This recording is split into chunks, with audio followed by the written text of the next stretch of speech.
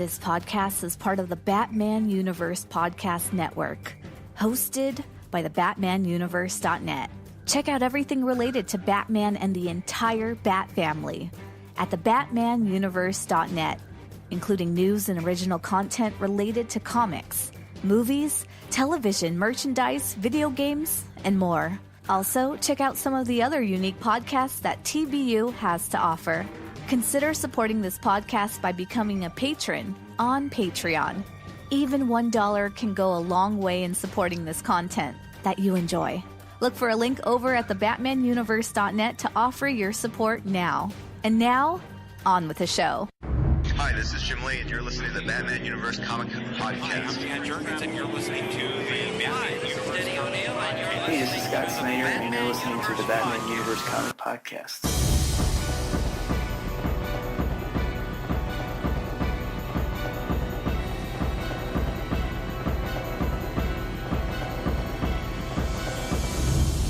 Hello everyone and welcome to the Batman Universe Comic Podcast, episode number 254. I am your host Dustin, and today I have with me... This is Ed. And this is Deb.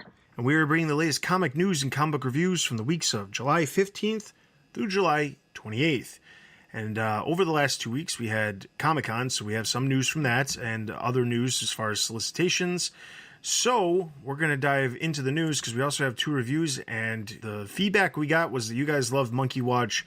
So we're going to make sure we can try to get to another Monkey Watch for all of you. So with that, let's jump straight into the news. So the very first thing we've got is before Comic-Con, as expected, there was a couple of announcements that happened. The first one being that there is a new miniseries coming out in October. It was surprising that these were announced only because solicitations were actually like a week behind, only because of the amount of Mondays in the month. There happened to be an extra Monday, so everyone was kind of expecting the solicitations right before Comic-Con, but that didn't happen. But they did announce just a couple of things, one of them being a new miniseries called Old Lady Harley. This is from Frank Thierry and artist Morissette, and it's a 5-issue miniseries that's going to be exploring Harley's exploits when a certain figure from her past shows up in the future.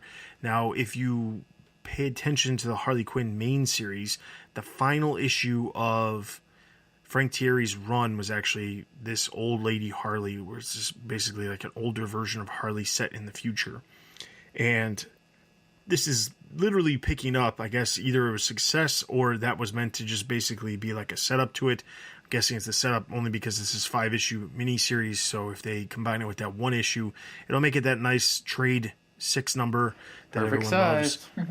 So this is going to kick off in October. The solicitation says, after liberating New York City from her now feral gang of Harleys, poor Harley wants nothing more than to slip back into retirement in her coastal and heavily guarded paradise. But the Laughing Boys gang has another idea. They'll follow her to the ends of the earth to drag her back to their leader. It can't actually be him, right? He couldn't still be alive, could he? After all, Harley killed him herself with her bare hands. Should she turn to President Power Girl for help or flee to the 51st state, Atlantis? Step into an insane version of the DC Universe as we all hope we don't live to see. So, like I said, it's coming in October. The first issue actually comes out on October 24th. As usual, we will be covering this miniseries along with the other new miniseries that we'll be releasing. So you can check that out over on the site. Any immediate thoughts on Old Lady Harley? I hope our Patreon community votes for this to be our special review. Pretty much. That's what I'm saying here. Yeah. Yeah, I did enjoy the Old Lady Harley in the main series. That was pretty fun. Yeah, I like it. All right. So the next bit of news was also on July 16th. DC announced that they are going to be doing some more hanna-barbera specials. Now, they previously did these. The closest thing we got to a Batman Universe crossover with Hanna-Barbera before was the Banana Splits and Suicide Squad, which we covered, but it was like as far removed as you could get, but we covered it.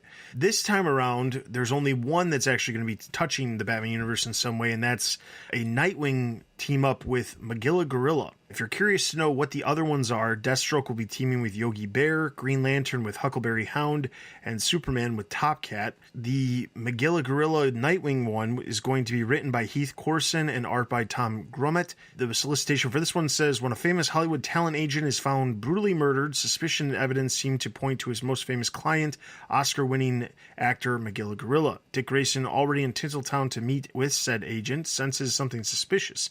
Donning his Nightwing costume and joining forces with the simian suspect, he's got one night to prove that his monkey doesn't belong in a cage. So, this is a 48-page special. It's going to be coming out on October 31st, priced at $4.99. It will also include a backup. All of the 4 crossovers will include a backup story featuring Secret Squirrel.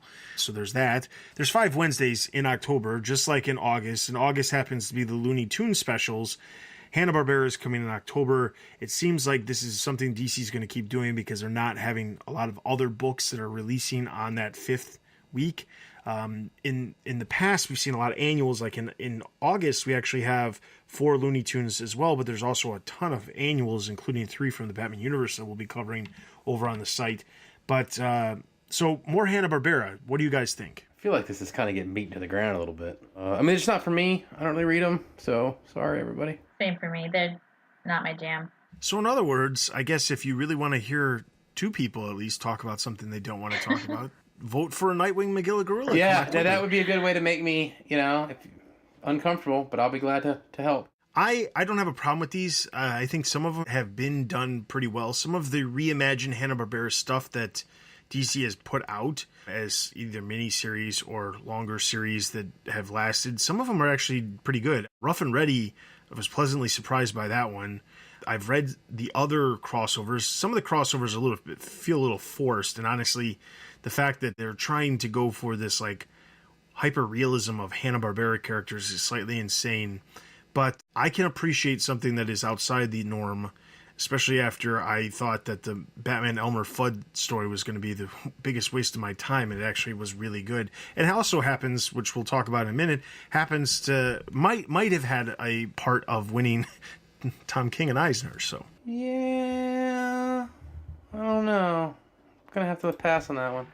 Okay, so now we get to San Diego. So there's a bunch of different stuff that happened at San Diego. There's a bunch of like big things that were announced, and then there's some smaller stuff too. So let's talk about some of the big things. So first up, there was a bunch of new DC Ink and DC Zoom titles that were announced. There was also more details on some of the creators that will be attached to some of the series that were already previously announced, meaning some of the artists that are now going to be attached to some of the ones that are like part of the second wave. There's also some more dates. Now the dates go all the way through December of 2019 with some of the books. There was a couple of new books announced that are going to happen as well. So real quick, there were 6 projects already planned. There's an additional 6 projects already planned. The new titles include 3 focused on the Bat family. Oracle Rising by Marike Nijikapop. I'm sure I said that wrong. I think that probably sounds about right. Shadow of the Batgirl by Sarah Kuhn, or Kun. Dick Grayson Lost Carnival by Michael Morikai. Oracle Rising will focus on a teenage Barbara Gordon after she is confined to a wheelchair by the Joker. Shadow of the Batgirl will focus on Cassandra Cain and her adventures under the mask. And absolutely no story details are released for Dick Grayson Lost Carnival, so we can't assume he'll be Robin in the story or not, but it'll have something to do with the circus. Also in the announcement, DC announced that Chris Wildgoose, who was formerly on Batgirl, is going to be the artist for Stuart Moore's adaptation of Mary Lou's Batman Nightwalker. Thomas Pitty will handle the art for Melissa De La Cruz's Gotham High, and the cover of Batman Nightwalker was also revealed, which you can see over on the site. We also have the full list of all of the creators attached to the series, as well as the updated release schedule for the books that are coming out. There's a lot of books. I mean, they're definitely, before these things even hit stores, because they're not even going to hit stores until April of 2019, they've already announced a second wave of books, and there is at least 20 books now. So Wow. they're not holding back. Sounds like they're going all in, huh? Mm-hmm. Yeah. Okay, so the next bit of news from San Diego is that if you guys follow along with Jessica's Last Week in the Batcave, every once in a while there's a project out there that gets hinted. We have no knowledge of what the project is, but it's a big name creator, and they're doing something related to Batman. This was a very similar situation. So if you remember, right now there's a series out there that's called Batman Creature of the Night. That series, which we're still waiting for issue number 4, it seems like it's been delayed forever, but that series launched back in very, very late 2017, but it was actually first initially announced, and we actually posted the news about it way back in 2011. It wasn't officially solicited or anything like that, but there was talk of the series on a promotional basis, not just like a off-the-cuff random comment about a series. Anyway, last week in the Batcave kind of delves into some of those offhand comments or projects that have not been released. Back in 2014, there was a project that Mark Silvestri was hinting at that he was involved in. Last year, he posted some more work for it, and we picked up on it and did it in last week in the Batcave. And now it's been finally announced what that project is. The project is called Batman, the Joker, the Deadly Duo, and has been in development for several years. Silvestri was on hand to talk about the challenges he faced when teaming Batman up with his greatest foe, the Joker. The plot will feature an unknown enemy who has his sights set on the Joker while also kidnapping and torturing Commissioner Gordon. This series was initially hinted at, like I said, back in 2014, but is now going to be at least 7.5 issues. I don't know what that exactly means, because that's how. So isn't that called 8? Isn't that called 8? Originally, yeah, it is. But originally it was supposed to be 6 issues, and now I guess it's up to 7.5. So I'm guessing most likely what will happen is it'll become 8 full issues with some sort of epilogue at the end. The only real thing I've seen about this, it will be published under the DC Black Label imprint, and there's no word on exactly when it will be released. It's just they announced it. Just like last year, they announced Arkham Asylum 2 by Grant Morrison. We haven't heard anything about that since then. And a lot of these, it seems like a lot of these DC Black Label projects you hear about way in advance, and then it takes forever for them to actually come into fruition. But the weird part about this is it honestly sounds like Batman Europa. And I've seen people talk about that on Twitter about how maybe this was planned before Europa, because Europa came out in, I believe, early 2017 or late 2016, early 2017, if I remember correctly.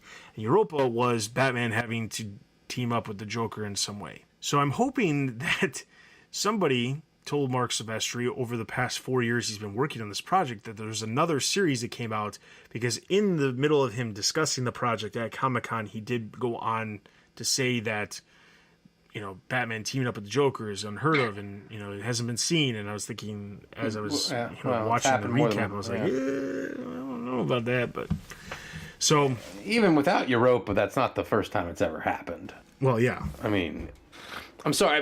Listen, I think it looks good, by the way. Cover art looks fantastic, but, and this isn't a jab at anybody, brother, it is real tough to find something in a character that's almost 80 years old that nobody's done before. You know what I'm saying? Like, I'm not even mad at you about it. It just, I mean, it looks good. I like his stuff. I'm actually looking forward to this, especially that half issue. Because if I go in a comic store and say, I want a half issue, I'd like 7.5, and some dude pulls out a comic book, rips it in half, and hands me half of it, I'm going to be pretty upset. So I'd like to see where that goes. All right. The next bit of news from Comic-Con was that there was a little bit more details revealed about the Batman 3 Joker series, including the first cover art. The series is going to be part of DC Black Label. The announcement came during a spotlight on Jeff Johns when Dan DiDio was basically interviewing him. There's no word exactly on when it will release at this, other than they said it will release sometime in the winter. So that could be December, or it could be January, February. We have no idea. But anyway, Jason Fabik is in fact doing the art. Brad Anderson is going to be the colorist on the series. It's going to be 3 issues. Even though it's publishing under DC Black Label, Johns was very quick to point out that it is still going to take place in current continuity. So it's not an out-of-continuity title like a lot of the other DC Black Label stuff is, which is interesting to me because it makes me wonder why exactly it's DC Black Label then, other than... Because they're trying to build up the brand. Honestly, I feel like DC Black Label has just turned into something where they can put prestige format, like have prestige format, because I don't understand why in continuity. Could we do like Black Label for out of continuity and like Red Label for something, right? Something. Anyway, he went on to say that it's a very grounded, emotional story, and he said that the series will focus on Batman, Bruce Wayne, Batgirl, Barbara Gordon, and Red Hood, Jason Todd. Obviously, because Batgirl and Red Hood have the most direct connection to Joker, is my guess. So Makes sense. Yep. like I said, no word on exactly when it's coming out, but it's expected to release, and Jason Fabek has been hard at work on it for a while because he's been tweeting about it for quite some time. So there's that. We have to cover that as a full review on Comicast when that comes out. Have to, right? I think so. That's ground shit. That's like big boy Batman comics. We're gonna have to cover that. All right. No comment. All right, Dustin. now. All right. Thanks for backing me up. I appreciate it. Perfect. Yeah. All right, next up, there was a Justice League panel, and Scott Snyder was present, and he teased up leading to Comic-Con that he was going to have an announcement to make. The announcement is that in November, the Batman Who Laughed will be returning. Announced as a 6-issue miniseries, Scott Snyder will reteam with Jacques to bring the character back. Snyder described the series as something he has really been eager to write and plans to get back to his horror roots.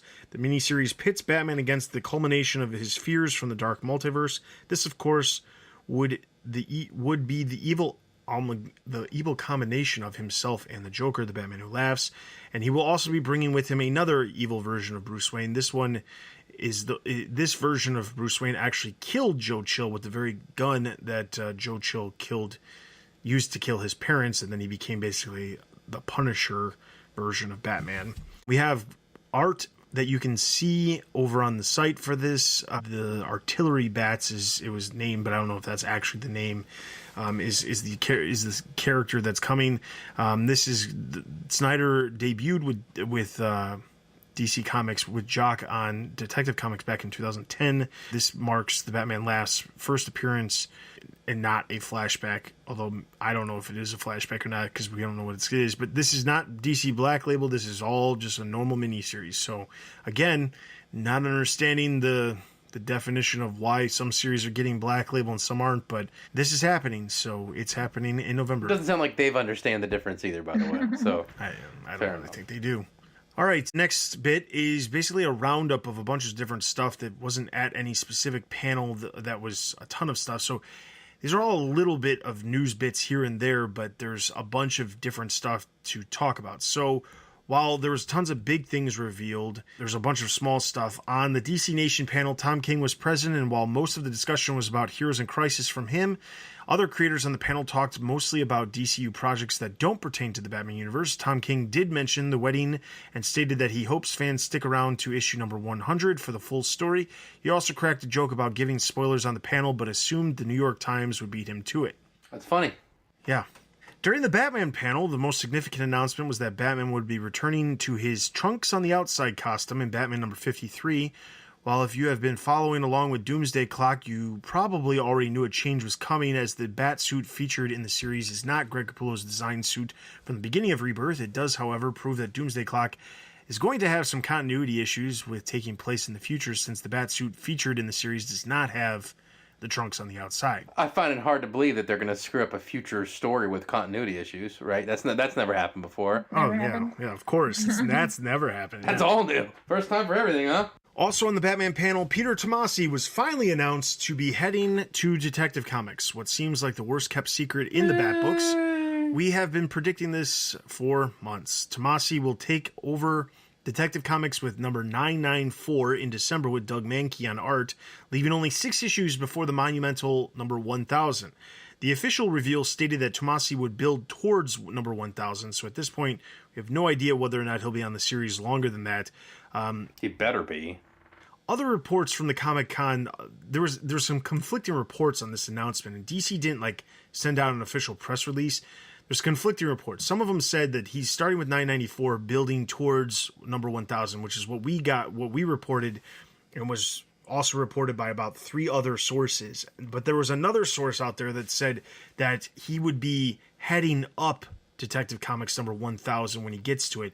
So his story would build towards 1000, and he would actually be like the Brian Michael Bendis of Action Comics number 1000 when it comes to Detective Comics. I don't know if that's true because nobody else reported that except for one site, so I have no idea whether or not that's actually true. Anyway, some of the other highlights from the panel included an announcement that Batman Day 2018 will be September 15th. Joelle Jones stated the reason behind the creation of Mrs. Creel, the villain featured in Catwoman number 1, is because there's a lack of female DC villains. comments on that in a minute, but she also noted that the idea behind the cutouts in Catwoman's new costume was to show movement through silhouette, since she's always in the shadows. Margaret Scott also said she loves the idea of Oracle, but she wants to bring her. If she was to bring her back, she would want it to mean something, not just be a side story. She wanted it to be like a big event. Before I move on, I want to talk about the situation about Joelle Jones talking about how there's no female villains. Now, I have no problem admitting that the vast majority of characters within the DC universe, probably by like a 75 to at least 25, maybe even a 80-20% rating, is that there's more males than females. But to say that there is no female villains that could actually face against Catwoman, I find a little bit disconcerting, and also give concern as to whether or not she knows the history of some of the other characters that are in the DC universe. And I don't want to sit here and turn this into like a bashing on Joelle Jones by any means, but I am concerned when a creator states that there's no villains that are female when I can list at least 20 female villains just off the top of my head. It concerns me because you don't always have to have a Batman villain in order for it to be female. I know that a lot of the main A-list Batman villains are villains that are not going to be people that, Catwoman's going to be facing off against, like Harley Quinn and Poison Ivy. I definitely understand that, but there are other characters that are out there that she could have used. To say that the necessity of creating a new villain, like, don't get me wrong, creators create new villains and new characters all the time. That's their right, that's their ability to do that because they're creating the stories. I'm not going to tell them they can't do that. I'm not writing the books. I just review them. But what I will say is when someone says that they had to create a villain because there was no other villains to use, it's really frustrating when I know the history of the characters and know that there's a ton of villains that could be a possibility. And not all of them have to be female, let's be true. I mean, Catwoman could face a male. There's no reason behind that. And there's been some great stories with Catwoman facing male villains. So slightly concerning. I mean, I wouldn't go so far as to say I'm concerned, but I would say this. There's a lot of junk female villains, just as there's a ton of junk male villains. I mean, Condiment King. There's some bad... Agreed. So I think it would have been cool to take... there's so many... God, just think about the bad ones that are out there. Like, what about Mayfly? Just thinking off the top of my head. Like, ones that nobody really cares about. You know what I mean? And reinventing one of them would have been cool. Yeah, I always think the idea of, like, reinventing a character is always a really cool idea, because there's some characters that, like... I think about, like, Crazy Quilt. That guy is nuts. But like, the way he was used in Snyder's story actually was kind of funny. And it wasn't necessarily meant to be funny. It was more like here's a character, here's a nod to a character. I mean, look at Kite Man. I mean, he's popped up more times in the last 2 years than bloody Kite Man. Most. Yeah, more times than, most forgotten villains completely. But it's just, I know that there's characters out there that are just sitting there, that aren't being used, and that could be just revitalized in a new way. And my other thing is that I don't really care when they make up a new one. It's just odd to say that there ain't enough out there.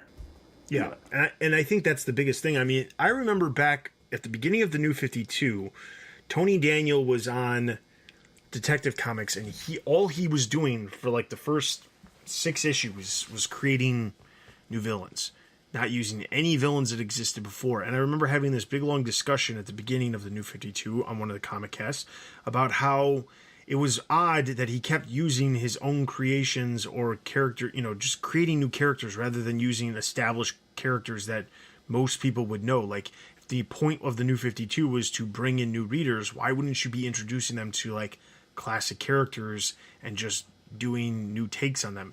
And I didn't understand it. And the only explanation at the time was, well, a creator creates a new villain because if that villain is used in the future, they get royalties from it. It might not be that much, but it's always better for a creator to create new characters rather than reusing somebody else's, because they're not going to get credit for using, so they're not going to get as much credit as they could if they were using the other characters that were their own. And, like, I get that. I guess in a certain sense, creating some of your own characters makes sense, but I don't know. Do you think maybe she meant there's no villain women that fit the bill for what she needed? Well, I'm sure that is partially what she wanted. It was just but what she said. That's not exactly what she said, and that's the part that, I mean, like, And I know it's one of those situations where like she probably meant something else and it's being misinterpreted. But I was really frustrated when that comment was out there, and it's like, but if you're gonna I don't agree with that. But if you're gonna be reinventing a female villain, and listen, this is about to be, this is Scott Snyder. The moment in the podcast I talked about Scott Snyder, although he's not writing a Bat book, and I know some people didn't like it, and I can even get behind it. Like I understand why some people disliked it. I personally liked it, but like Scott Snyder took villains that wouldn't work for a story and just reworked them so they did. You know what I'm saying? Like, if you're going to reinvent a villain, just make it into whatever you need it to be. Especially if it's some third-rate villain that we don't care about. I'm cool with it. Just leave Joker alone, or no, yeah, leave Riddler. Leave the Riddler as he was. Riddler as he was, and if she wanted to redo like Duel of Dent, like properly, Joker's daughter, someone needs to rework that character like quickly before we got to deal with that again, that train wreck, So but it doesn't really. It's kind of all right. The next panel was all about the Justice League and the books that tie into New Justice. Scott Snyder stated that the next Justice League story will focus on the Joker and may reveal possible origin stories for the character, although I'm guessing they're just like one of those potential origin stories, as we know from like the Dark Knight. James Tynion explained that Man-Bat is on the Justice League Dark team simply because he will act as the team's mad scientist. Joshua Williamson stated that the decision to delay Justice League Odyssey came from the fact that they had scrapped the first 2 issues that they had already completed after the recent DC's Writer Summit to put it on a right path. It was supposed to be debuting in July. It's now not coming until September. The new Teen Titans headquarters is a converted youth detention center, which we have art if you are interested on the site for that. Snyder also stated that the Dark Knights from the Dark Knight multiverse could return at some point, even though I thought they were destroyed, but okay. On Friday evening, the Eisners happened. The Best Writer award was a tie between Marjorie Liu and Tom King for his work on Batman, Batman Annual Number 2, and Batman Elmer Fudd Special, as well as Mr. Miracle. This marks King's second Eisner win after winning Best Short Story last year for his Good Boy story appearing in the Batman Annual Number 1. On Saturday, the first panel of the day was DC's World's Finest. On the panel, Sam Humphries talked about Harley Quinn. One of the upcoming arcs will address the creator of Harley Quinn comic books that has appeared in the universe. The creator's pen name is M. Clatterbuck, and the identity is a big secret that leads to Harley Quinn destroying the DC Universe continuity, culminating in Harley Quinn number 50. In Injustice 2, Killer Croc and Orca will be getting married. Tim Seeley teased that Injustice vs. Masters of the Universe has Catwoman riding a battle cat at some point. During the DC New Age of Heroes panel, James Tynion revealed that the Batman Who Laughs would be returning to Immortal Men sometime in the near future. Next up was the Tom King spotlight on Saturday evening with Batman, Mr. Miracle, and Heroes in Crisis, plus winning an Eisner the night before. There was a lot to discuss. After thanking fans for believing in what he has in store for Batman, he talked about Matt Wagner coming in September, including revealing the cover to the issue, which you can see in the same article on the site. There was talk about the next arc in which King and Tony Daniel wanted to use King Tut, but for whatever reason, DC wouldn't allow them to use him, so they decided to create a character who is essentially King Tut in everything but name, and they called it Phantom Pharaoh. Clayman mentioned wanting to bring Phantasm into continuity, and after getting a response from the audience, Tom King said he would include her in a future script. Finally, the cover of Heroes in Crisis number 2 is revealed, which has Harley Quinn in possession of Wonder Woman's lasso, which you can see also on the site. Moving into Sunday, the first DC panel was DC For All. Lee Bermejo spoke about the upcoming Batman Damned and said that it is Batman delving into the supernatural underbelly of Gotham while trying to solve the murder of the Joker. He also stated that the Black Label stories are meant to be good standalone stories that don't require knowledge of continuity. DC's Young Animal imprint will be going on a hiatus, with Doom Patrol being the only one that is left to continue. It was stated that the imprint may or may not return, but that was the nature of having what they call a pop-up imprint, the idea that it can evolve and pivot when necessary. The final panel of comic coverage was the Joelle Jones spotlight. This panel had Jones talking about her work over the years, but the talk quickly led to Catwoman. Raina Creel is addicted to plastic surgery and drugs. Jones stated that Catwoman didn't have a villain that was specifically made for her, someone that she just can't fight off, but she has to face off on an intellectual level. Jones said that she pitched a Catwoman series over a year ago before finding out that Catwoman was engaged. There was a lot of that happened over the weekend, but obviously we hope that you enjoy us talking about everything that happens. So, well, that's that. Joelle Jones didn't have to worry about much because by the time she got the character, it wasn't engaged anymore. But Right, come on. She just had to include that one little panel. Don't get me down and go down that rabbit hole again. Come on now. Yeah, we're not. So what's just a quick question of everything that was kind of released at Comic-Con, a little bring it circle. What are you guys excited for the most, comic-wise? Honestly, out of everything, it's probably Three Jokers. Three Jokers. Yeah, I mean, just out of the stuff that was announced or like hinted at or whatever, like it's probably Three Jokers because, like I don't have like Dark Knight's Metal. It was enjoyable, but I didn't like absolutely love it. So knowing that like Batman Who Laughs is going to be coming back, whatever. It's not that big of a deal to me. Like knowing that some of these other smaller announcements, like the Dark Knights could return at some other point. Again, I don't really have a big desire for that. Not your deal, right? But like the Three Jokers thing, I mean, that was hinted at the beginning of Rebirth. And that's something that's just been looming there. And I would love to, I really want to see that story more than I think anything else. And honestly, like the other big announcements with like the Mark Silvestri project or, the new DC Zoom and Ink titles. I mean, like those are all great, but I think Three Jokers beats it by far, even though that wasn't really announced. It was just the announcement of we're actually getting it. It's coming. Yes. This is when, yeah. Yes. What about you, Steph? What do you think? Three Jokers too? Yeah, Three Jokers. I think, when I think about the Batman Who Laughs, it kind of reminds me of when, mind you, I'm only listening to you guys' podcasts, so that's my experience with this, but how the Court of the Owls did so well, and then they just saturated the market with owls. And Talon. Yeah, with Talon yeah. and Court of Owls being in Nightwing forever. And it just kind of lost its charm. So, Three Jokers is something that, what is it now, 2 years ago they said, here's a thing, and then they dangled it like a carrot, but it was never delved into. And so it's like, well, we've had the Batman Who Laughs, let's look at something else that's cool. And so this is something I think that is very exciting and very neat. Yeah, I think it's tough to beat the Three Jokers, honestly. I mean, that's something that we're all looking forward to. Especially with everything else seems to not really be in continuity, so it's like, it might be cool, but it's not. It's not gonna affect the story. That's a good point. It's a really good point because, like, that Azarella story that's coming out, I'm really looking forward to, but it's not going to change the overall story. And this Three Jokers one could, really could. Yeah, you got a good point there, Steph. All right, so the last bit of news we have is solicitations. Solicitations were released for October of 2018, and there is a bunch of I don't know why I said a bunch, because there's not. It's really a low-key month. I mean, obviously we already talked about the old Harley miniseries and the Hanna-Barbera crossovers. There's a couple of things here and there.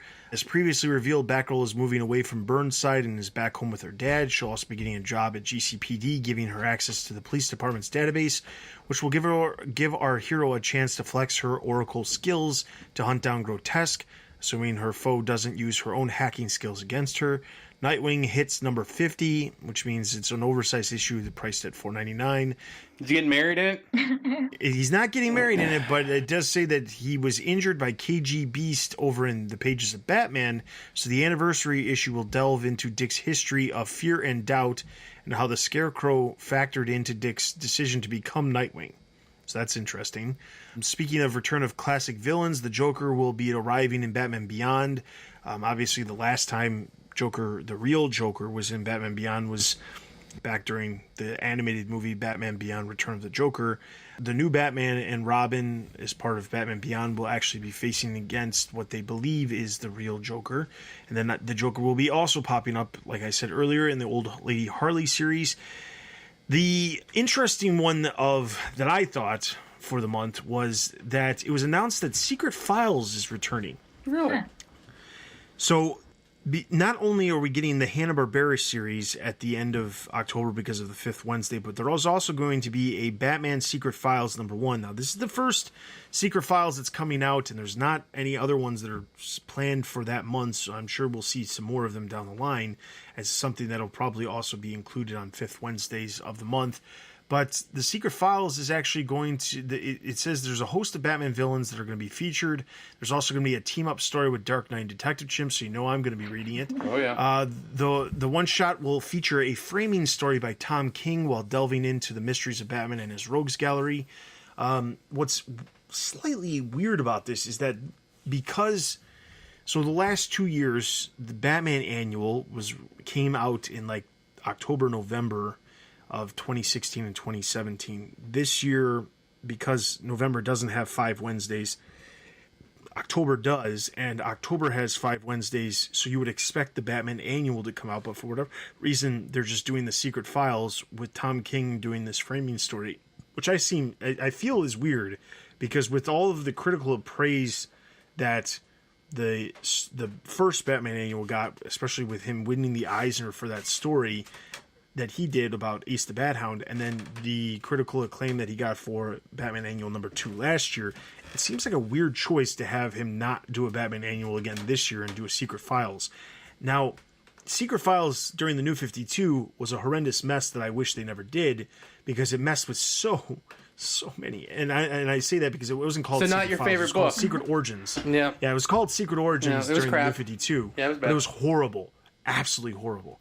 And I'm really hoping that Secret Files is not, trying to do Secret Origins again, because that was a train wreck that lasted way longer than it should have. But it'll be interesting because they've done Secret Files in the past where it's just really a combination of short stories by different people. I don't really know what to expect with this, because DC has kind of like turned certain expected versions of things like Secret Files or Secret Origins completely on their head the last couple of years. So who knows what exactly this will be. Just to be totally honest with you here, although I disagree with some of Tom King's choices, he's not a bad writer. He will not pump out that drivel we got during Secret Origins. No way. That's true. No way. That's true. I disagree with some of the man's choices, but he's a solid writer. You remember some of the Secret Origins were bad. Yeah, I don't even really want to overthink. I just have to say Tim Drake, and that was utter. It was nothing but toilet paper. I'll just put it that way. Bad. You get a comic book, and it turns into toilet paper.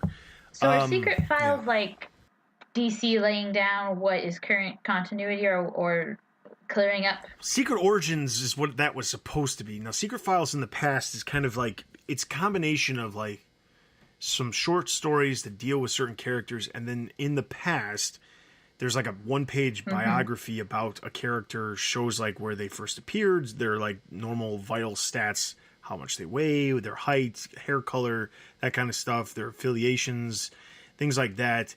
That's what Secret Files has been in the past. Secret Origins is, generally speaking, that's where they like set, here's the origin of this character, and this is how they came to be this character. They did it in the New 52, but because everything was so like completely wide open for interpretation to basically whoever they wanted to assign a story to, they messed with Origins like really, really badly. Weekly. Yeah. And it wasn't just, don't get me wrong, not every single one of them was horrible, but there was the vast majority of them were reworking characters like really, really badly. And Tim Drake is probably the one that was done the worst out of the Batman universe. I remember there was a Damian Wayne one, which I want to say was done by Peter Tomasi, that actually was fine. But again, it's one of those things where Damian Wayne's hasn't been around that long, so he's not probably a character that needed one. But Secret Files just tends to be like, here's some characters. Wasn't there a Poise Ivy one that was just junk? I remember the Harley Quinn one being junk too. I can't even. All I can remember about the Harley Quinn anger mode was that Villains Month story. You remember that? Yeah, where she kills did the thing with the video games. Yeah, kills like thousands of innocent children. Oh man, yeah. All right, come on, that was before the Harley Quinn like main series actually launched. Yeah, but it wasn't like that far away. It was. I remember it was like a month before. Yeah. No, it wasn't a month. I think Harley Quinn launched like in the spring, and those villain months were in September the previous year. But it was like a very weird decision. But yeah.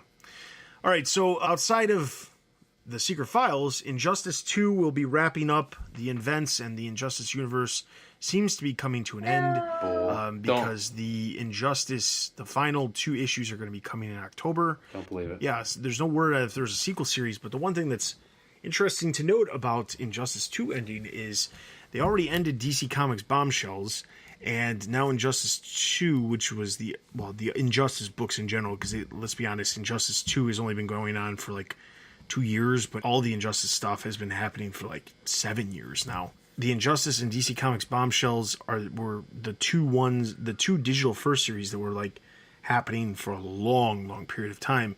Bombshells is done. Gotham City Garage was something that was happening, but that was only meant to be 12 issues.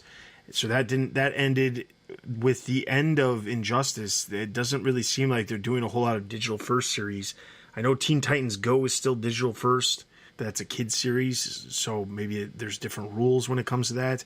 But it doesn't, unless they start announcing some new digital series coming in November, maybe they're just going to get away from the whole idea of digital first. Maybe they don't really do as well as they thought or something. I don't know. I know Injustice 2 hasn't sold very well in print format, but it has always sold really well in non-print format. So I'll believe that Injustice is ending when it ends. That's true. Yeah.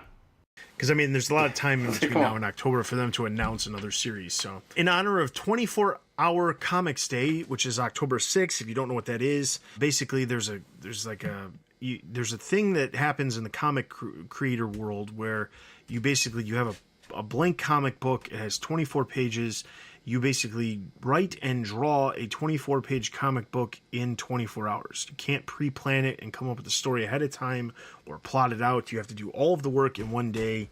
It was a thing that was started years ago. I think it was and I don't know this for sure, but I think it was something that was started as like a charity thing. It's got to be a charity thing, right? Yeah, I'm guessing it is. No one do this without charity getting a piece of the action. Come on. Create a comic, and then like you sell the comic or something like that, and the money goes to charity. I'm sure it was probably something like that. I only vaguely know about it just because of what it being announced. But there's a Batman one. Now, the one thing now, don't get me wrong, it's a neat idea, but there's a couple problems. I saw that the blank comic that DC is releasing is only going to actually have 16 pages, not 24, which is... Makes sense. Doesn't make any sense whatsoever. But the other thing that's slightly disturbing is the fact that DC is still trying to charge $3 for a blank comic book. Literally white pages, 16 pages of white, and a cover with nothing but a logo on it, and they're going to charge $3 for it. I don't see what the problem is here. They're also doing it for Superman, Wonder Woman, and I think that might be it. But yeah. Anyway, don't get it. Also being featured in the month is a Halloween type special. It's called Cursed Comics Cavalcade. So it's basically a collection. It's another anthology stories, a group of anthology stories. There's going to be 10 stories. Batman's going to be in them. Swamp Thing, Wonder Woman's Zatanna, 80 pages, 10 stories. They seem to be doing these for the holidays. They just did one for the summer, which we'll talk about during Greater Gotham. It's just another anthology series. They're doing about 3 of these a year now. The last one was for the summer, featuring villains, and had a bunch of Batman characters in it. So there's that. And then finally, if there's other characters popping up from the Batman universe and other series, if you were expecting the 6th part of Deathstroke to be done with dealing with Batman to be wrapped, you would be right. But now Deathstroke is heading to Arkham, which kind of plays into the idea of what Ed was saying. Well, you don't know what Ed said because unless you're a Patreon supporter, you don't know what we were talking about. But in the latest TBU Extra, we actually released, we reviewed Deathstroke 33, which was the fan-voted issue that fans or our patrons wanted us to review. And we reviewed it and talked about Deathstroke 33. And Ed mentioned that there might be a reason as to why everything's happening. And it could lead to why Deathstroke is in Arkham come October. But if you want more, support us on Patreon at just the $3 level, and you can hear all about Deathstroke 33. And Shazam. Yeah. Yes, and Shazam, which I'll get to all of those other things and later on. But the Witching Hour crossover between Wonder Woman and Justice League Dark takes place in both issues of Wonder Woman, Justice League Dark, and 2 one-shots in the month of October. And over in Damage 10, Damage will be facing off against the Justice League with an appearance from Batman Almost a Guarantee. We have a full list of all the solicitations that are coming out. There's a ton of books as usual. Every single month there's tons of books. Every month I think to myself, oh, there's a little bit less books. The next month there's a bunch more. But we also have a gallery of some of the featured cover art. Also in the month of October, they're doing something with the covers where a lot of the covers are going to have like foil accents and things like that. Here comes the lenticular covers all over again, ladies. Yes, but they're That's foil. Exactly But the plus side is that the foil is not jacking the price up on any of these books. So that's a plus. The lenticular covers, on the other hand, those always did jack up the price. So that is solicitations. Hopefully, if there was something that you're interested in that I didn't talk about, be sure to check it out on the site. Nothing got canceled other than Injustice ending. So nothing else is happening. Creator changes, nothing's really changing that's of note. So that's that. All right, so we're almost halfway through the podcast, and we still got some comics to cover. So let's cover the very first book, Batman.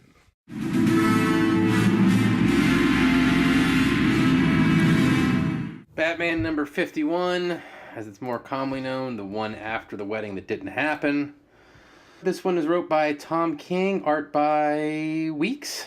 Gotham City Court, Bruce Wayne gets out of his limo, headed to jury duty. He remembers the face of Mr. Freeze, currently on trial, as he beats him savagely while acting as Batman. Reporters crowd around him as he head inside the courthouse. His fellow jury pool members whisper about him as he continues to remember his attack, somewhat brutal attack, on Freeze. During jury selection, the defense asks Bruce how he feels about Batman. He says Batman is complicated and a part of the city. The lawyer presses, asking the nature of his association with Batman. We don't hear Bruce's answer, but the DA and prosecutor approve his selection. This particular trial requires a sequestered jury. As Bruce steps to the jury room, one of the other asks why the room is so cold. That's assuming what we call foreshadowing in the biz. In the hotel room, Bruce sits, then paces sleeplessly as the bat signal lights up the night. On the route to GCPD, Commissioner Gordon greets Batman, but he knows it's not Bruce, but rather the other him, Dick Grayson, for those of you at home. He asks if Batman is all right, to which Dick responds, no. The defense lays out the case for the jury. 3 dead women, originally thought to have died from random blood clots in the brain, until Batman examined them. Commissioner Gordon, being cross-examined against his will, admits that Batman is not licensed to perform autopsies. Shocker there. While fighting Killer Croc, Dick leaves a message for Bruce, trying to express his concern and find out how Bruce is doing. In the cafeteria, the jury complains about having to serve jury duty, one of the members blaming it on Batman. Bruce excuses himself to the restroom, where he beats up a toilet. That's the thing that happened. Ripping it from the wall and hurling it across the restroom to smash it to the other side, screaming out his pain. Detective Bullock tells the court that Batman left Freeze with a note pinned to his chest reading, "He did it, ask him." On the stand, Freeze admits to confessing after the doctors revived him from Batman's beating. He says that Batman was different, refusing to accept innocence, hitting him until he confessed to avoid death. Bruce looks down, holding his chin in his hand. As the jury deliberates, the foreman opens the votes, the majority of the jurors siding with Batman over Freeze. Almost everyone raises their hand with a vote of guilty, but as the foreman double checks, we see that Bruce alone is raising his hand with a not guilty vote. And thanks to Ian Miller on the site for helping me with the synopsis. So, I got 2 questions here. The first question is it ethical for Bruce to allow himself to be put on this jury? Oh, absolutely not. 100% not. They ask you, is there any reason? Do you know the defendant? He's failing all those questions. Yeah, he's just straight up lying. As Bruce and shouldn't he have excused himself? Like, Bruce Wayne could find a reason to get off a jury, guys. Like, let's be honest, that's a fact. Like, isn't this, like, almost super unethical for him allowing himself to be on this jury? I mean, I know this is the comic book world, not the real world, but, we try to tie the 2 things together as close as we can. In the real world, the presumption of innocence and a fair jury trial is something that every American is guaranteed to. Couldn't you almost tell a story here that Bruce is circumventing the U.S. Constitution and civil rights on a basic level? Oh, yeah. I mean, no question about it. The biggest problem is that I can't understand in my mind why this would be happening. The biggest problem I have with this idea of Bruce being on the jury is the fact that not only did he bring Mr. Freeze in, but we don't know whether or not the previous story of Mr. Freeze being involved with Wayne Enterprises is still within continuity. There's a huge problem where even if Mr. Freeze's lawyer has to be the most incompetent lawyer in the world for this to be able to actually happen, because they point out during the questions, is there any reason that, you shouldn't be on the jury? We know you had associations with Batman in the past. He just claims, yeah, everything will be fine. No problem. I got no problems. I have absolutely no issue being completely neutral in this situation.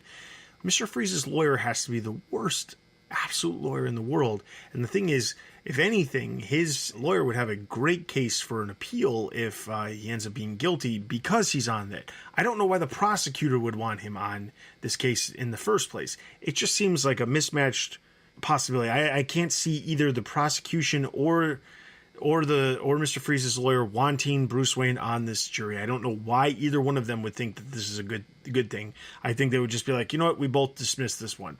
No questions asked. Like, it just feels forced. And, like, don't get me wrong, I actually enjoyed this story somewhat, but I feel like getting to the enjoyment is slightly convoluted.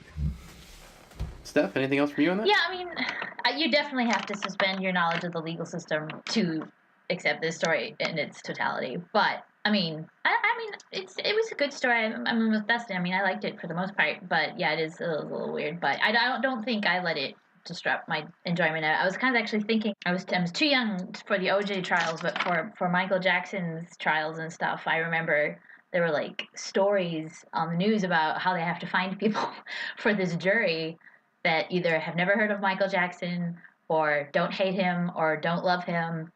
And I kind of feel like this would be the same. Like, in Gotham, there's got to be some kind of like, yeah, that's a good point. Like a Batman exception for jury members or people on juries. It's like, everyone's heard of Batman and everyone has an opinion about him. It would be strange to find 12 people, let alone, multiple juries worth of people that don't have an opinion about Batman. I mean, Bruce is totally a different case because he runs Batman Inc. Like, what are you doing here? He had to lie to get on his jury, but everyone else, definitely has an opinion as well that would skewer their thoughts, which is proved. I mean, when they're having their lunch together or whatever, they're all laughing about Batman being so violent and stuff like that, and so obviously they have an opinion. And I think too, like, the whole 12 angry men thing that we got going here with the one man raises his hand, which I think is where we're going to go with the story. Oh, 100%. My question is Bruce saying he is not guilty because there's only two options to me. If you guys have a third, let me know. The only two things, and if you think it's one of these two, which one do you think it is? I came up with these two possibilities. One, Bruce is saying not guilty because he realizes that Mr. Freeze can't get a fair trial with either him in the room or the way it's already slanted for Batman, like Steph brought up. Or two, Bruce knew he did beat him into a confession. Thoughts? I think that because what they're supposed to say is, if you have a reasonable doubt, don't convict. And I think that after seeing everything he saw and remembering what he did, I think it's fair that Batman or Bruce would have a reasonable thought and doubt and wouldn't be able to consciously convict him, even though he's unconsciously on the jury in the first place. Yeah, but I think I'm there too. I think a lot of it has to do with the reasonable doubt. I think that the way everything was presented, I think it's like a combination of the two things you said, Ed. I think it's partially because he believes that he's not going to get a fair trial because of the situation. Not just because he's on the jury, but because it's Mr. Freeze and Batman took him down. And who's going to go against Batman? Because, Batman left the note that said he did it. So, that's what happened. And he confessed because Batman got him to confess. So the thing is, like, there's that aspect of it, not a fair case. But then there's the other part of it, which is maybe after seeing all of the evidence, he does have some doubts about whether or not he actually did it. And maybe as Batman, he was just angry and was trying to take his anger out on somebody, and it just happened to be Mr. Freeze. And that in turn led to Mr. Freeze basically saying, yes, I did it, just so that Batman would stop beating him. And then that's how it all worked out. Because I honestly feel like the twist is going to be that Mr. Freeze is innocent in this situation, and it just happens to be that Bruce was on the jury, and it was a good thing because everybody else would have seen it as him as guilty. So I'm sure that's where it's going. It does always have the classic argument of, even if Mr. Freeze is innocent of that, I bet he's guilty of plenty. He's going back to Arkham anyway, right? Like, 3 more murder counts really aren't going to change much. I mean, he's still going. It's like if the Joker got found not guilty of a murder, isn't he still going back to Arkham? But I personally think that this is going to be one where it could be a little bit of both, but I think that Batman maybe did give him a beating of his life, considering he did beat up a urinal for no reason. Which, I'm not going to have a whole discussion point about it, but isn't it going to be pretty tough to explain why Bruce Wayne went to the bathroom and they came out and the bathroom was destroyed? Well, let's talk about that. I know you don't want to have it as a discussion point, but I do want to talk about that for a second. I suppose, yeah.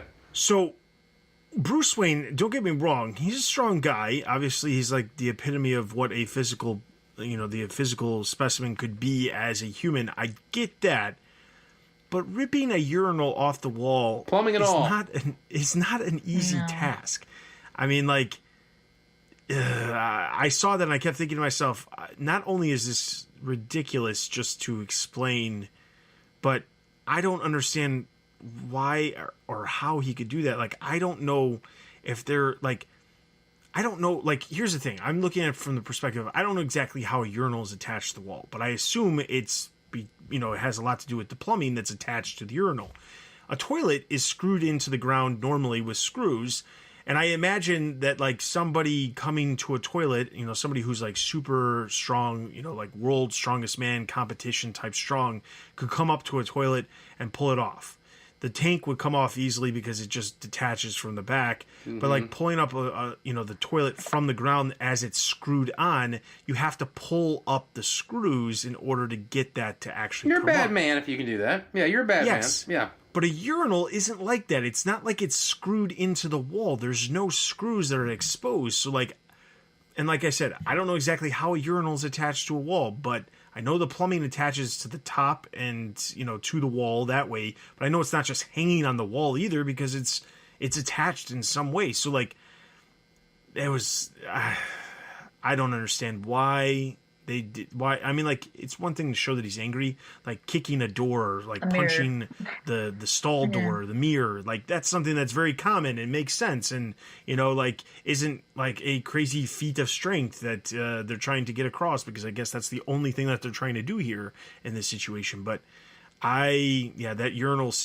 scene, that was one of the things I was like, I'm not sure about that. Well, and that's a pretty real level of destruction, right? Like, I mean, no one's not going to walk in the bathroom and be like, yo, what just happened? And not just that, but if he did rip it off the wall, it would be leaking water everywhere. Yep. So it's not like it would just be, I'm just going to leave the urinal sit here and nobody will notice. Nobody will have any idea what happened. We're good, right? It's going to be leaking water everywhere until someone turns off the plumbing to that pipe. So it's like, man. And I get that he's got money, but how could he possibly even explain something like that? They should kick him off the jury just for that alone, if nothing else. Like, I'm Bruce Wayne. I ripped a urinal off. Like, oh, man. It does. My thing is, I think that this is the urinal thing. I think was intentionally set there by Tom King to set up the next story about Poison Ivy coming to get Bruce for wasting all that water.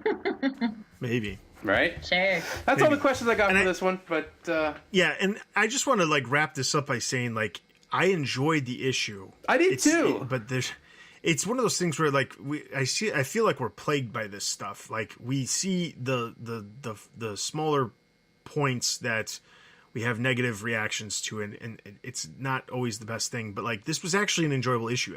I've seen 12 Angry Men. If you're a classic film fan, I'm sure you've seen 12 Angry Men too.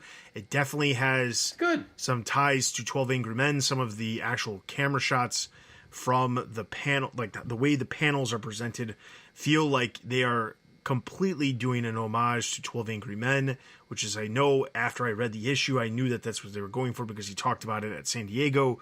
But 12 Angry Men was a great movie. It was actually probably one of the first movies I saw when I was in high school that was about, a law drama type situation and kind of understanding the legal system and things like that. Great movie, and I felt like I was reading like a Batman Universe 12 Angry Men story here, which was great, intertwined with some elements of Dick Grayson as Batman and things like that.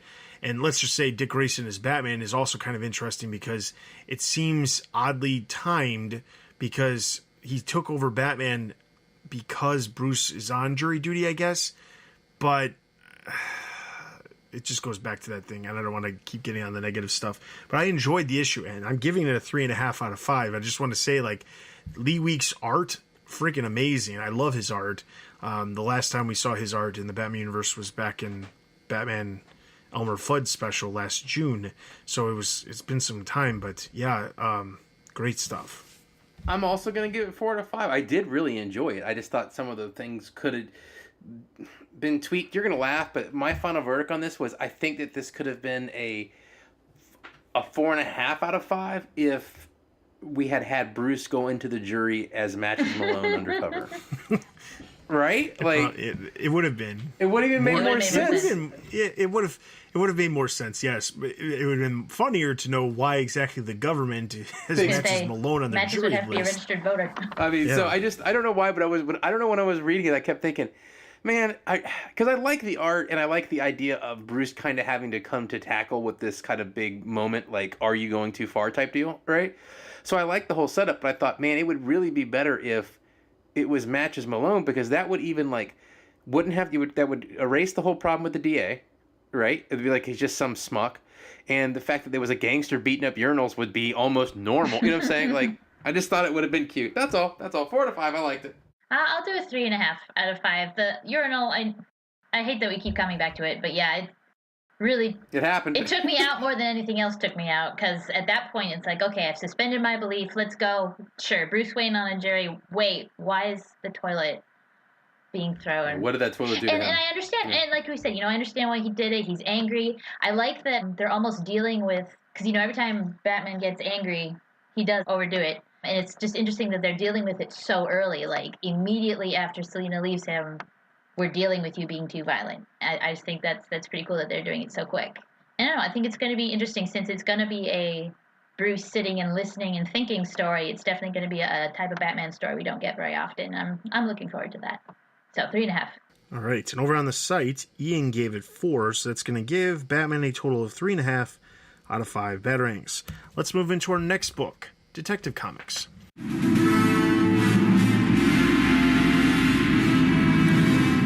Detective Comics number 985, written by Brian Hill, art by Felipe Barinos. The issue starts off, in the Batcave, Alfred states that Bruce has an army of minds and would be a shame if he did not use any of them to uncover Karma's identity. Bruce reminds Alfred that Duke, Cassandra, and Barbara are off this case because Karma is too dangerous. Bruce lifts Karma's knife to his face, staring at the edge and hilt to see if there were any sort of identifying marks on the blade. After seeing him analyze it, Alfred asks if he recognizes the blade. Bruce sidesteps the question and states that the people with hyperthymesia have the ability to remember everything from their lives. Their past experiences seem present. Alfred responds that he did not know Bruce had this talent. Bruce gets in one of his luxurious convertibles and responds that he does not have hyperthymesia. For him, an adrenaline-fueled drive will do the job of retrieving memories of the blade. Speeding away from the manor, Bruce thinks to himself that Karma knows him by Bruce. If Karma knows him that intimately, then he must know of Karma. He reasons that he is neither a part of the League nor the Court, since those organizations are very disciplined, and Karma is a loose cannon. In order to recover his memory, Bruce thinks back to when Roz taught him to treat memories like a museum. Each memory has its own specific place. He mentions that his personal view of memory is different. One goes through all the memories until you find just the right one. He remembers that in Markovia years ago, he stopped an arms trafficker who was applying weapons to those suppressing Markovians' freedoms. This man attempts to attack Batman with the knife, the one he's investigating, but Batman easily blocks his attack and counters by throwing him on the ground. While walking away, Bruce releases a localized version of Scarecrow's fear toxin and states that he is Karma. Bruce stops the car and realizes that he created this maniac, like how he created all the other maniacs. The next morning at Bruce's penthouse in some luxury skyscraper, Jefferson asks Duke, Cassandra, and Barbara where the outlet is because he's trying to plug in the coffee maker and he wants to make coffee. The group ignores his question and responds that they do not need him to be their babysitter. Jefferson asks again where he can plug in the coffee maker, and again the group states that they should be out in the field helping Bruce rather than being babysat. Jefferson shares that they have been playing catch-up the entire time and a boy has died. Jefferson breaks down the situation. Karma beat Cassandra at hand-to-hand combat, one of the best martial artists in the entire DC universe. He gave Duke near-fatal injuries, and if Cassandra got beat, what else could Barbara do? After the speech, he used his powers to turn on the coffee machine because, he has that ability. The gang goes on to share that although Bruce did indeed tell them the team is off the case, he really wants them to help him. Jefferson realizes that they are not planning to sit idly by and tells them to teach me about what you all can do. Across town, a bus full of children stops at a red light. Suddenly, if it crashes into a car when the light turns green because Karma shot the driver in the head. Karma tells the kids that they need to be quiet and then drives them away.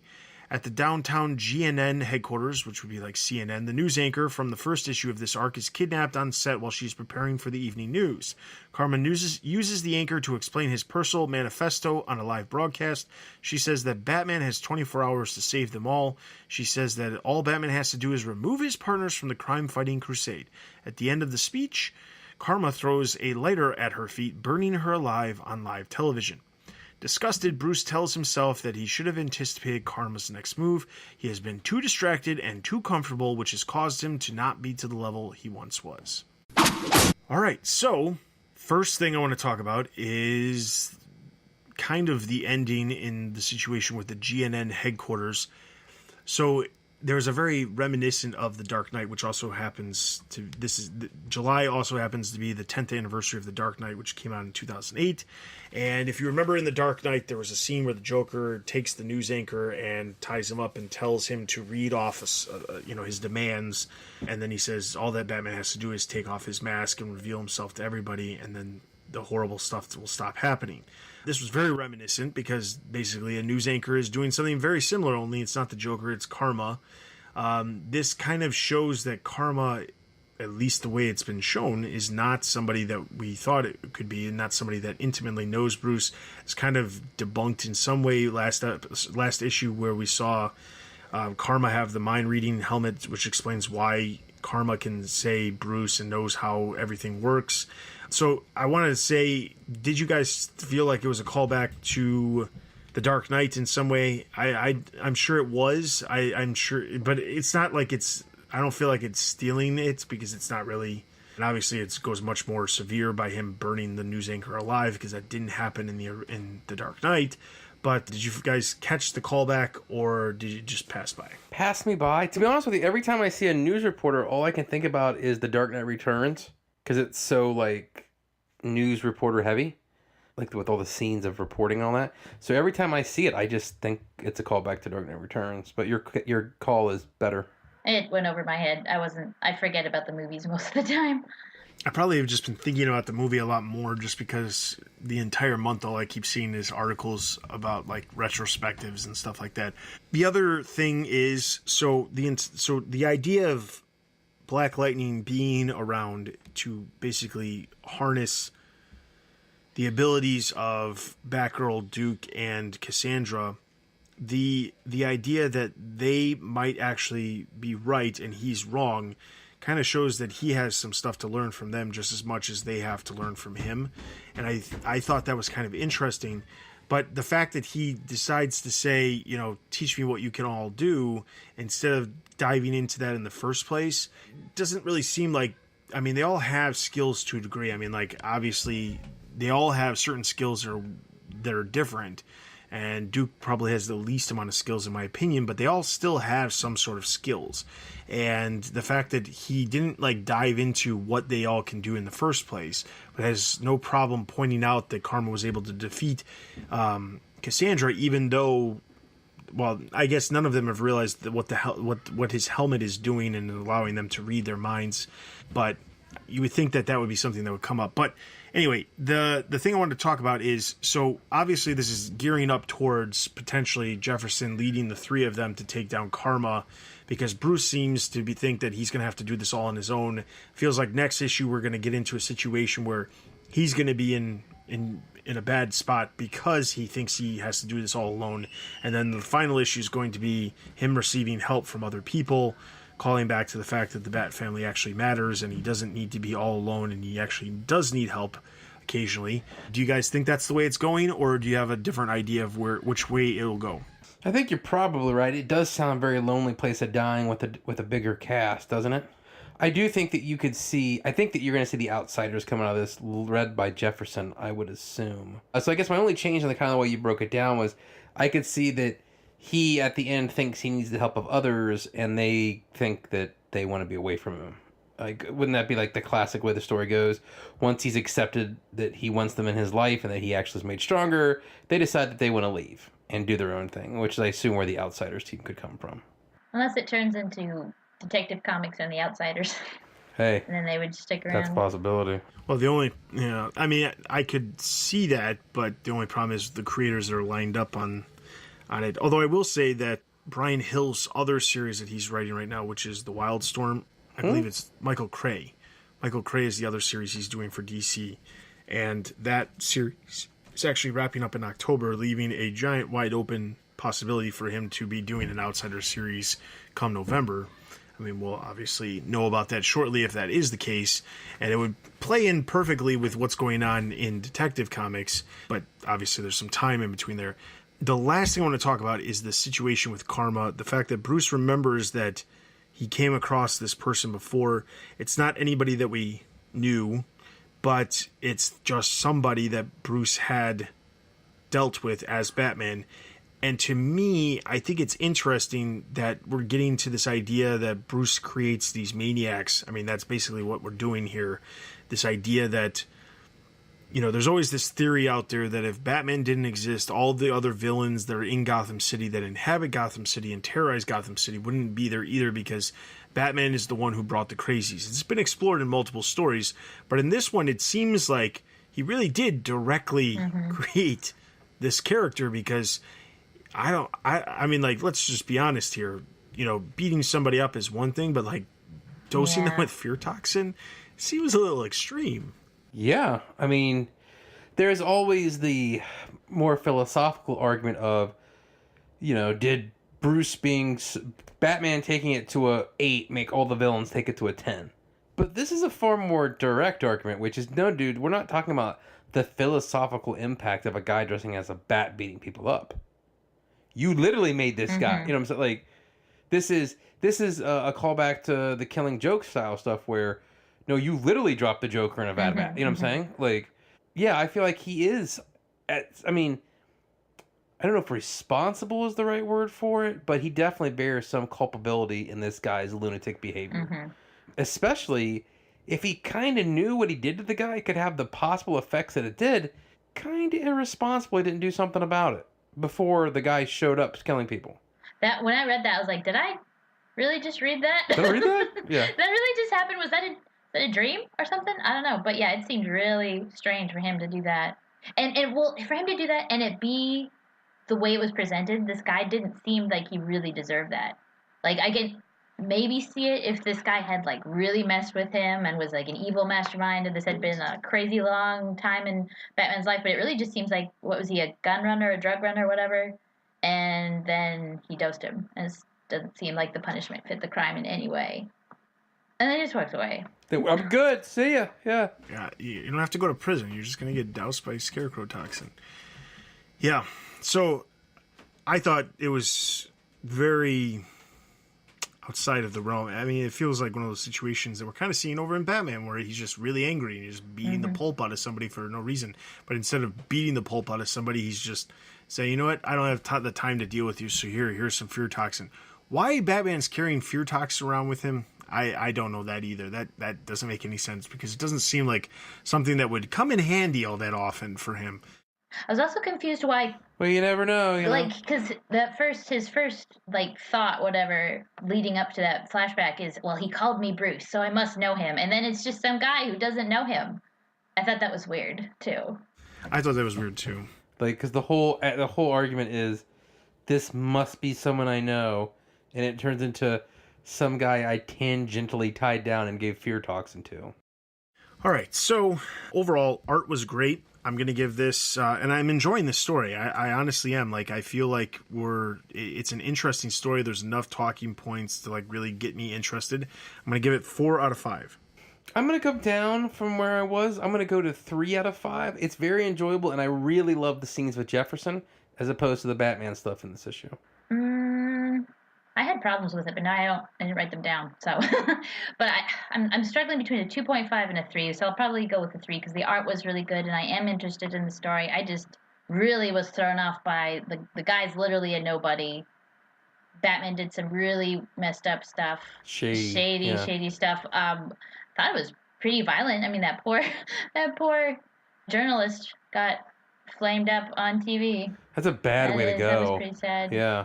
And this whole, and the other thing was, so, the guy gets on TV and says, hey, if Batman had been doing his job, these kids wouldn't have been kidnapped. And then the conclusion is Batman is stronger without helpers. It's like, well, one human being can't be saving everyone 24/7.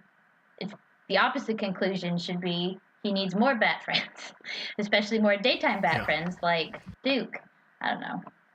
Well, and why is this guy like so hard up to quote unquote help Batman? Yeah. Like Like why? he's literally nobody. Unless it turns out, we'll get more on this guy. Right now, it just seems like he's no one. I think the villain's a misstep. I really do. There is a character out there that Nobody. Well, the thing is, there are some characters that were previously Batman allies, like there was Orpheus and Azrael, like Michael Lane Azrael. Let's like say Michael Lane Azrael. Yeah. But the thing is, like those characters, I don't see them like being brought back in this way. And obviously, if it's not just a nobody like the way we're being shown, maybe it's somebody. Maybe it is like maybe what we just saw was kind of like a red herring, and what actually happened is like somebody witnessed Batman doing that, and they are the ones who actually are doing it, and it's like a way to like punish Batman for him going off the deep end. But maybe it's because I don't know. It's because the way it's being explained from the perspective of Batman. Like maybe Batman was super angry because of the Jason Todd situation, and that's why this happened. And the person who was seeing this knew that Robin died, knew that Batman was going off the deep end because Robin died, and that's why he's trying to stop, Batman from having these other allies. I'm having a hard time understanding how this is all going to connect, but yeah. Or there's a big bad pulling the strings behind Karma. Yeah, and that would be the other. That would make more sense. So yeah. 3 point. I guess I'll give it a 3 now, and if that guy stays a bad guy, retroactively 2.5. Fair enough. All right, and over on the site, Tony gave it 4 out of 5, so that's going to give Detective Comics a total of 3.5 out of 5 Batarangs. Let's jump over to the site for Greater Gotham.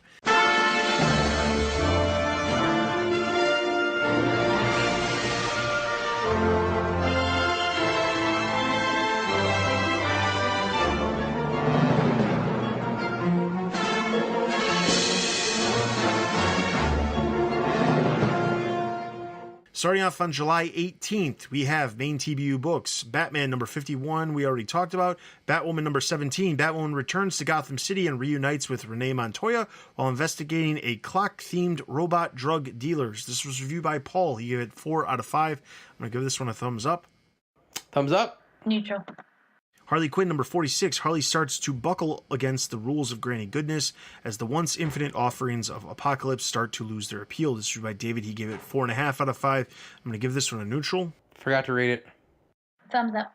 Secondary TBU books. Batman Sins of the Father number 6. In order to save Alfred from a group of hostages from Deathstroke, Batman must make a choice to go against one of his most important rules. This is by Dan. He gave it 2.5 out of 5. I'm going to give this one a neutral. Neutral. Abstain. Archie meets Batman 66 number 1. A group of Batman's most fiendish foes decide to leave Gotham and take over a new town, which happens to be Riverdale. This is by Dan. He gave 4 out of 5. I'm going to give this one a thumbs up. Abstain. Neutral.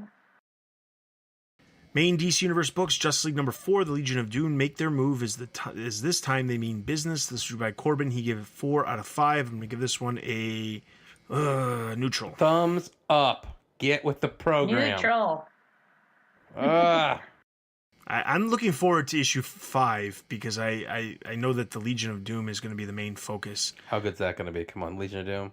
I'm not liking the Ultraviolet Corps stuff. That's the stuff that's taking me out of it. Yeah, but you have to realize it was a super cool way to make to re-continuity Sinestro's original costume. Sure. The Brave and the Bold, Batman and Wonder Woman, number 6. Diana and Bruce are the last line of defense in Tir-Na Nog and Gotham. This was by Tony. He gave it 4.5 out of 5. I'm going to give this one a thumbs up. Thumbs up. Art's fantastic. Neutral. I struggled through this. There were so many weird names in that weird font. Like, I never knew if I was reading a word I knew or if it was a new word. That is my... Yeah, it's because it's all Celtic lore. Yeah, I know. But I struggled enjoying it because it was so hard to read, but you're right. The art is amazing in that book. The art is great, but that font does suck. I mean, full disclosure, Remember when they used to do cursive in comics back in the 90s? I don't mind yeah. cursive. This is like that. Like, It's like the entry points, like in a diary. yeah, just please don't do cursive. Just do letters so we can read it, you know? All right, secondary DC Universe books. Injustice vs. Master of the Universe #1. The Injustice versions of Batman and Harley Quinn appear in the series. Jumping over to July 25th, main TBU books. We already talked about Detective Comics #95.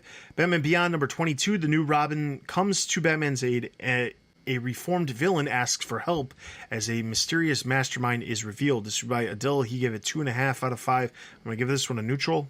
Neutral. Thumbs up. Secondary TBU books, Mother Panic, Gotham AD #5. She can run from it all she wants and keeps trying to fill in the blanks with familiar faces. But the truth remains, Violet doesn't belong in this reality, and unless she finds a purpose here, she's going to fade right out of existence. This is by Bob. He gave it 2.5 out of 5. I'm going to give this one a neutral. Neutral. Thumbs up. Main DC Universe books, Teen Titans #20. The new Teen Titans go through their first mission together and find signs of a potentially bigger threat to come. This is by Adele. He gave it 2.5 out of 5. I'm going to give this one a neutral. Thumbs down. Thumbs up. I feel like the odd man out here. My standards. We all like do. something different.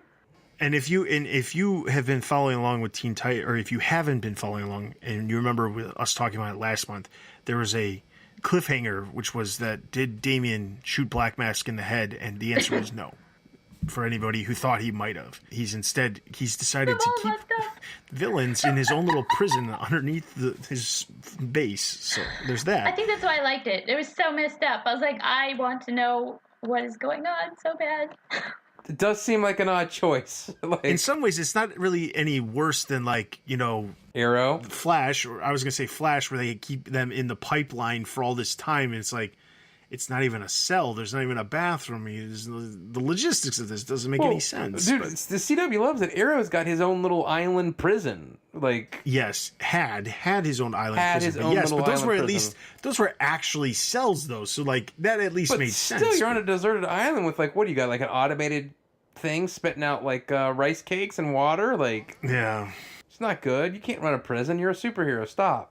All right. Justice League Dark #1. Zatanna, Wonder Woman, Detective Chimp, Man-Bat, and Swamp Thing face horrors from the magical realms as a darker threat looms. This was by Ian. He gave it 3 out of 5. I'm going to give this one a thumbs up. Gee, Detective Chimp story, and you gave it a thumbs up. Didn't see that coming. I will also give it a thumbs up, not for Detective Chimp, but for It the was rest because of the gang. Detective Chimp was drinking at a bar with Wonder Woman. Just admit it.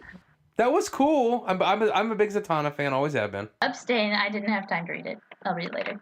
Doomsday Clock #6, reversing their position from captured by to friends of the Joker, Mime and Marionette, enter the wild world of DC's rogues as her past plays parallel to her current events. This is by Jessica. She gave it 4 out of 5. I'm going to give this one a thumbs up. Thumbs up. Riddler in a 1960s Batman costume in current continuity. That literally just happened. Thumbs up.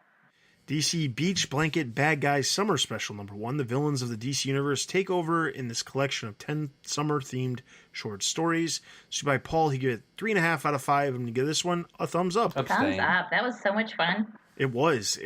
The anthologies are basically like hit or miss. I been really good, feel, yeah. but like there was a lot of really decent stories in this one. All right, secondary DC Universe books. Action Comics #1001. Bootface, Hugo Strange, Humpty Dumpty, Mr. Freeze, and Smush all appear in the issue as Superman tries to figure out a bald man's identity. Aquaman #38 in a flashback referencing Dark Knight's Metal. Batman appears alongside the Justice League. The Flash #51. Dick Grayson's Robin appears in a flashback with the Teen Titans. And Batman appears in the present.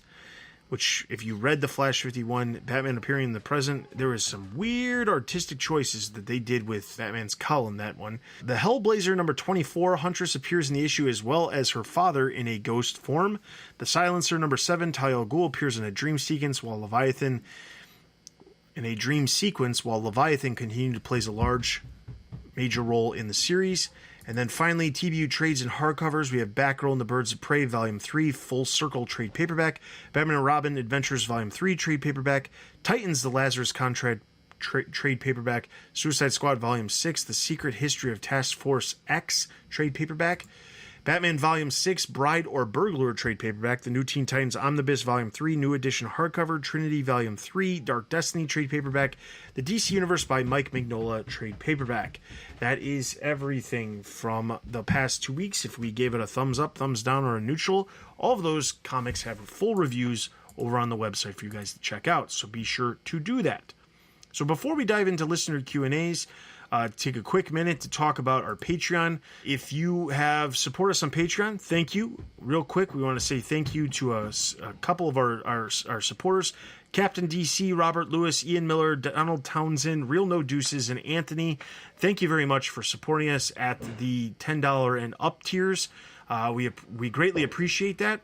If you have not supported us on Patreon and you are looking for a reason to, over the past couple of weeks, we have posted a couple of new exclusive content episodes that you will get if you support us.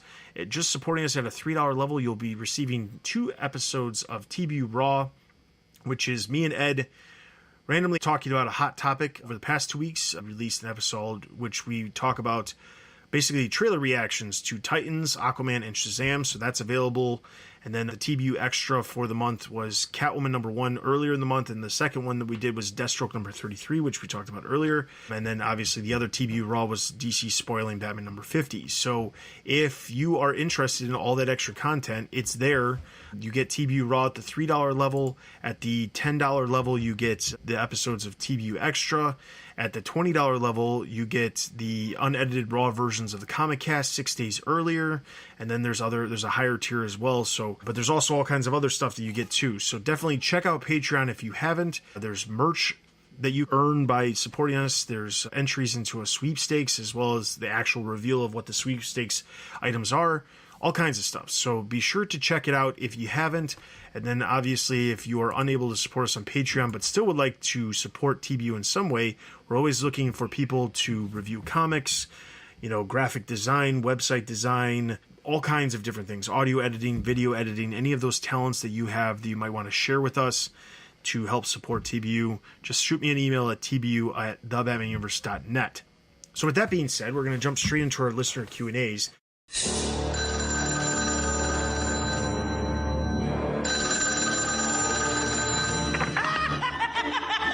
Boy, did you get a wrong number. Leave your message at the sound of the shriek. No, please, don't!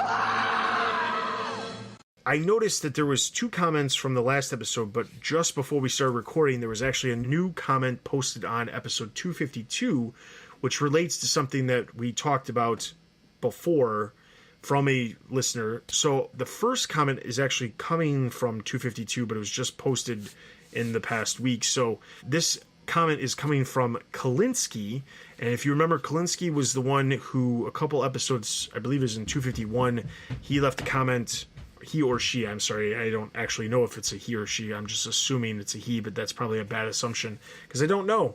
That being said, 2 episodes ago, they left a comment about how they were not liking the fact that we were leaving negative, we were just talking about the negative elements of the comic books. So they followed up our discussion about that by saying, Just finished listening to this one, and I really appreciate that you took my critique seriously. That's something not a lot of people do on the internet. And as I said, I wouldn't listen to this podcast if I didn't want your opinion. So it's cool. I don't want fake opinions just to please listeners/fans or me. And I want honest opinions. And if you didn't like it, you didn't like it. And if you're right, if you liked everything, the discussion could be quite short, yet it doesn't hurt to mention it anyway. About 100K sales, yeah, you might be right, but I think the only way fans can change something is through their wallet. If you don't want what they produce, don't buy it. That's the only way to show a company that their product isn't what a customer wants. If people keep buying it, why should anything change? Complain about Tom King or anyone else or anyone or any series as much as you want. The sales are just fine. Just recently, I read that DC isn't happy about the sales numbers of Bendis' Superman. They are not bad, but not great either. That's the only way to change anything in this or any other business.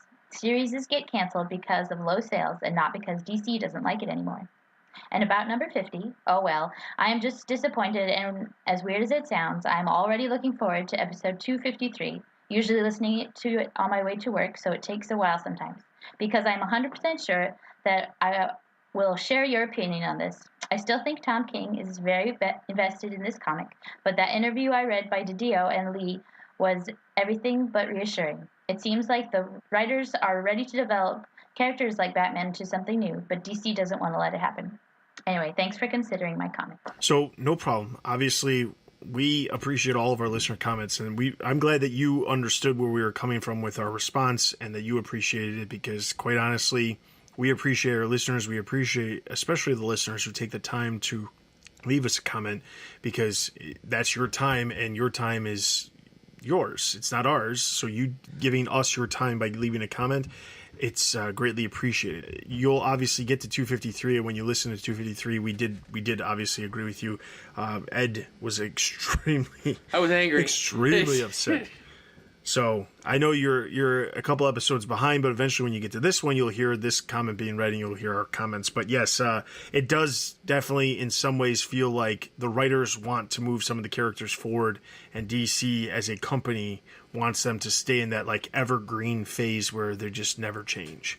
And it is disappointing because we as fans want to see our characters grow. Characters are only as interesting as much as the growth that they can endure. And that's the thing that I think that DC doesn't always recognize with some of the big name characters. They have no problem changing, some of the not as popular characters. I wouldn't say they're lesser known, but not as popular characters. They have no problem like letting them adapt, having changes, having things happen. But it just feels like, especially within the last 10, maybe 15 years, but definitely the last 10 years, it definitely feels like there's a path. They need to go that way, and if it does deviate from the path that they want it to be, there's got to be a set way of getting that character back to that path very, very shortly after. I mean, just look at R.I.P., Final Crisis, and everything that happened with Batman. It did deviate, but it somehow got right back to everything they needed to, and then, of course, after that, we get New 52, which got everything right back to where they wanted it, so... Yeah, see, I don't like that. Like, it's cool to let characters change. It is. Like, especially if it happens, I hate to use this word, organically. Like, especially if he took me 50 stories to let him get married, that's fine. I think another great point that he or she makes, I should say, is that voting with your cash is the only way to make any company know what you're doing. If I have stores that I don't like, I don't buy things there. And the same with comic books. I also find myself supporting comic books that come out for certain reasons that are far otherwise from story. Like, I like Catwoman, but if I didn't, I would buy it just because Jill Jones is on it, and I think she deserved her own shot after the work she did in Batman, so I would support her by buying that comic. So I think as much as we need to remember that don't support the things we vehemently don't like, also don't forget to support the things that we're really, really behind, too. Absolutely. All right, so the next comment comes from the last episode, and it comes from Captain DC, who also happens to be a Patreon supporter, so thank you for that. So they had this to say. Fun and private wedding ceremony involving Alfred, Leslie Tompkins, Superman, Lois, Wonder Woman, Holly, Ivy, Harley, and the entire Bat family was what so clearly should have happened in Batman number 50. Then towards the end, Bane's plan to get revenge on Batman could have been teased. The tragic origin that Bill Finger gave Batman was meant to show where his intense mindset and motivation came from. But there's been a lot of writers that use that origin as an excuse to make Batman a mostly one-dimensional tragic hero/martyr. But a well-rounded Bruce Wayne that pursues love and happiness balances out the character and makes him much more compelling and relatable. He's got to try to be a decent father and leader to the Bat family. He doesn't have time to wallow in misery. As for Catwoman, Tom King used her as a way to give Batman emotional conflict.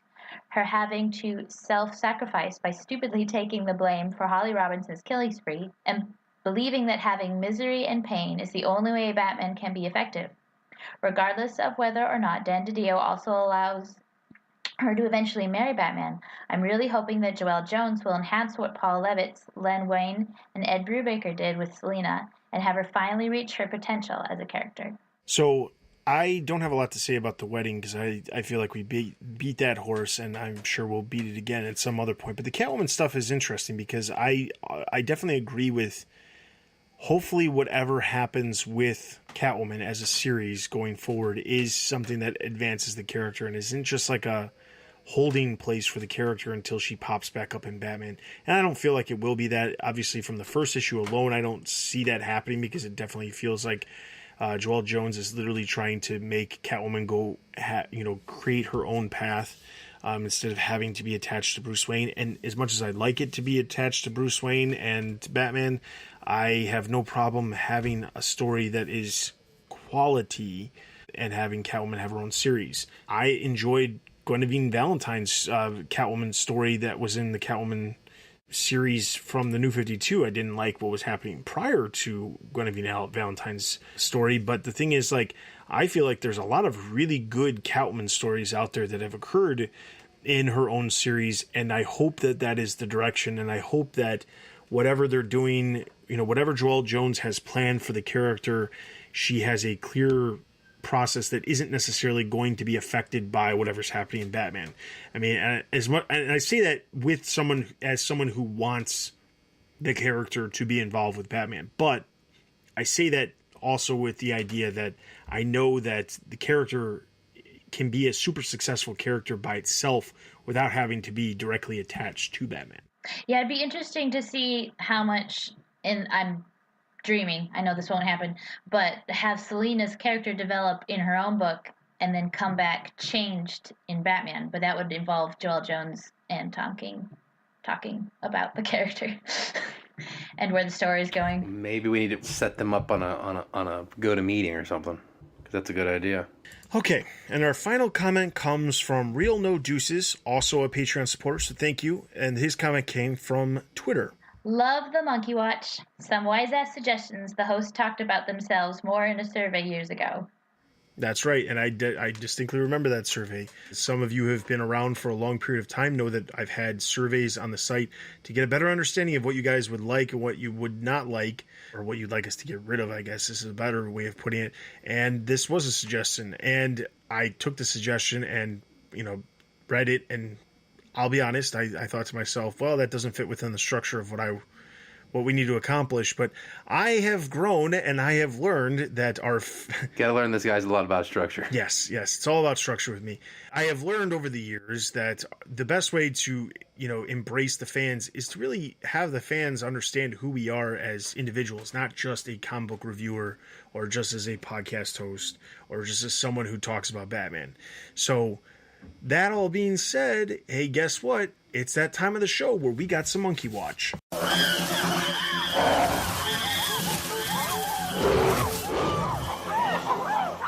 So we have some time, and this time around we're going to talk about something a little bit different. So the suggestion that Ed gave when we were trying to figure out what to talk about was, let's talk about something that we like.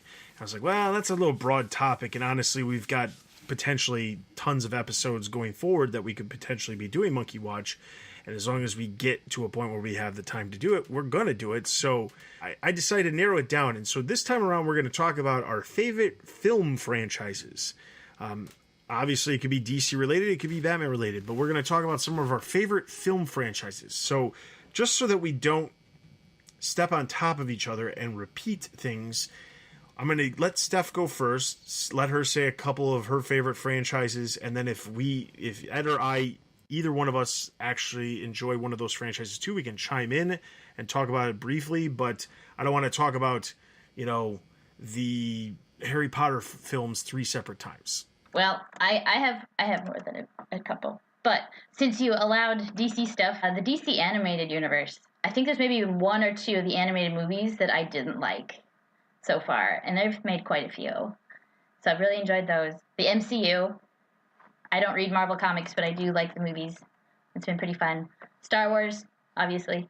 Maybe not obviously, but Harry Potter movies, but that's mostly because I really love the books. The movies kind of suck, but that doesn't stop me from collecting them all and having them all on Blu-ray. Lord of the Rings, Back to the Future, Indiana Jones, anything that Studio Ghibli puts out, which I guess isn't really a franchise, but it is, because it's. Yeah, I mean, like, you could consider Pixar movies a franchise. I mean, they're not all the same story unless you believe the Pixar detective theory. But I do.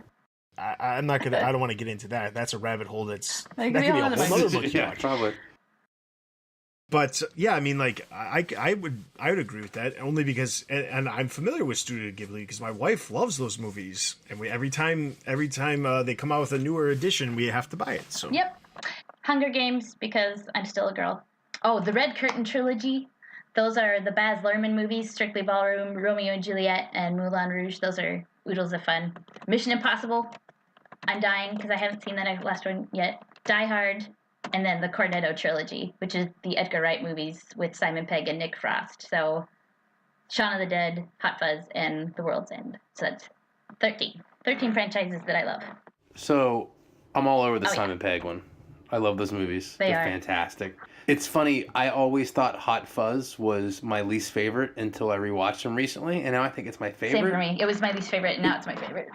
Yeah, like I remember when I first, this is talking about in the Wayback Machine, when Hot Fuzz came out in the movie theater, Ed went and saw it with his wife, and Ed had way too much to drink because it was date night. So Ed fell asleep halfway through Hot Fuzz the first time. So for years, instead of admitting to my wife that I had in fact had too many cocktails before we went to there, I said the movie sucked, right? So then Ed rewatched it and went, actually, this was really good. So I did have too much to drink that night. So yeah, it's funny that I bring that up. The only she brings up is Star Wars, as I will occasionally slip in Star Wars references, and me and Stella were known to throw even some deep dive Rebels references on here. I am if it's DC Comics and Star Wars are 1 and 1A for me. My home office is decorated DC Comics stuff, and my office at work is my actual office at work is decorated in Star Wars stuff, if you can believe it. Which means every time we seem like we have a new hire and they're in my office and they look around, I'm like, yeah, you better take me seriously. Like, don't let the Star Wars posters fool you, you know. So Star Wars and DC Comics are my 1 and 1A. I really like the Star Trek movies that Abrams / whoever did the last one did. I'm a big Star Trek fan, so I really do like the new movies. I know a lot of people didn't, but I thought they were fun, and I thought that they had the golden rule, which is they didn't take themselves too seriously. I like the Harry Potter movies. My wife is much more of a Harry Potter fan than I am. I did not love the first Fantastic Beasts movie, to be 100% honest with you. It was okay. I'm looking forward to the second one a lot more, because it seems to be interesting. Oh god, that's gonna be really bad. I do like the DC anime movies. I like the DCU though. Like I actually like the DC movies. People have known that I've been a defender of Batman versus Superman on the specials that we did. I think the movie is tragically underrated. I loved Wonder Woman, and I like almost all of the DC movies. I like Suicide Squad. I mean, I'm a DC fanboy. There's no doubt about it. So I mean, you got me in my wheelhouse there. Independent science fiction movies. I like anything that is different, and I'll probably go watch it. Like I liked Arrival that came out. I guess not really a franchise. Mm-hmm. And I'm a big James Bond guy. I do like Bond. James Bond, yes. I gotta admit, I'm Bond. Like I love Bond movies. I go see James Bond movies on opening nights like I would with Justice League or anything else. Marvel and I have a complicated relationship. I like the Avengers universe. And I go see the big ones in theaters, like I saw Infinity War in the theater. But like Thor Ragnarok or Black Panther, which I did go see in theater, but I really like Black Panther. But like Ant-Man and the Wasp, I didn't see in theater. I didn't see Ragnarok in the theater. I didn't see Spider-Man Homecoming in the theater. I'll eventually watch them, but they're just not... I like them, but they're just not like the big thing for me. For me, it's Star Wars movies and DC movies, and honestly, Bond might be third. All kidding aside, Dustin, it might be DC, Star Wars, Bond. Like, those are the movies that I will go see when they come out. Does that mean, you know what I'm saying? Like, those are my movies that I will go see when they come out. I haven't seen the new Mission Impossible either, which I want to, because I've always liked those two. But to me, they always seem like the slightly dumber American version of James Bond. Oh, truly. So that's me.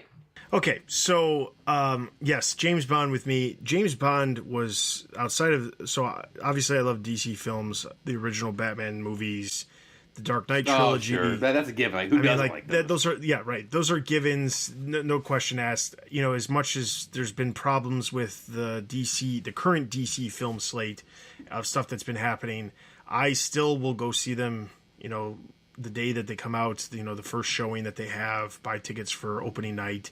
It always happens. That's not something I'm never going to not do. Following the DC stuff, which is probably my top franchise just because of the way I treat going to those films, would be James Bond. I was a huge James Bond nerd when I was in high school. So much so that I didn't have cable, but they used to have a marathon. I think it was on TNT or TBS, one of the two, of like all the classic James Bond movies up until like GoldenEye or something. And this girl who I guess had a crush on me, I didn't realize it at the time, but she had a crush on me, and I was telling her that I liked James Bond. She actually videotaped all the James Bonds that were on TV because they had a marathon and gave it to me, and I still was an idiot and didn't realize she had a crush on me, which I feel bad about because, like, son, she was telegraphing that. Yeah, but I mean, like, looking back, and I was an idiot in high school and didn't really realize. Hey, weren't we all? It was like, you know, girls were like a completely different language for me. But anyway, James Bond, like, by far, like, same thing. When those movies come out, it's like opening weekend. I don't care what's going on. I will, you know, let me put it in perspective. So I go to the movies right now about 3-4 times a year. And I used to go to the movies before I had children. I used to go to the movies like 3 times a month. So it's a very big difference because I've got kids and my kids prevent me from going out, mostly because I don't have like a set babysitter. I guess if I did, I would probably utilize that more often and go to the movies, but I just don't. So, and honestly, if it's a movie that I really want to see, I will make a point to make sure it happens. The Harry Potter films are another franchise that we always will see in theaters. Star Wars, it's kind of like off and on because I've seen basically everything that's released since I was born. So we're not talking about the original trilogy because I'm not that old yet, but I'll never be that old, I guess, when I look at it like from that perspective. That's not how growing old works, by the way. Yes. Yeah. Yes. I wasn't around for the original trilogy, so not that one, but like I saw all 3 movies from the prequel trilogy. I've seen all of the movies from the new Will Be trilogy.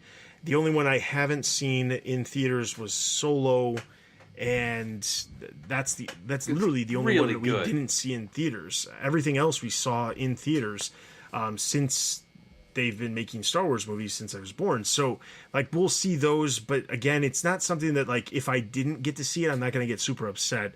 But the Harry Potter stuff, we always saw those in theaters. We already have plans to see Fantastic Beasts, the second one this November, just like Aquaman. Some of the other ones outside of it, and same thing, like I said, James Bond will be the exact same way. I do really enjoy the Jurassic Park movies, but I find so many holes that I like poking in. That's probably why I like them more than anything else. I really enjoy them. I really do. And I feel like the idea of Jurassic Park is probably more intriguing to me than what they actually give us as a movie. That's probably why I like it. We used to see all the Fast and the Furious movies. Again, I feel like that franchise is kind of like dying Jump out. the shark. Yeah.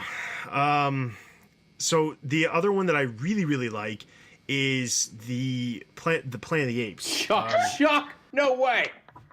Yes.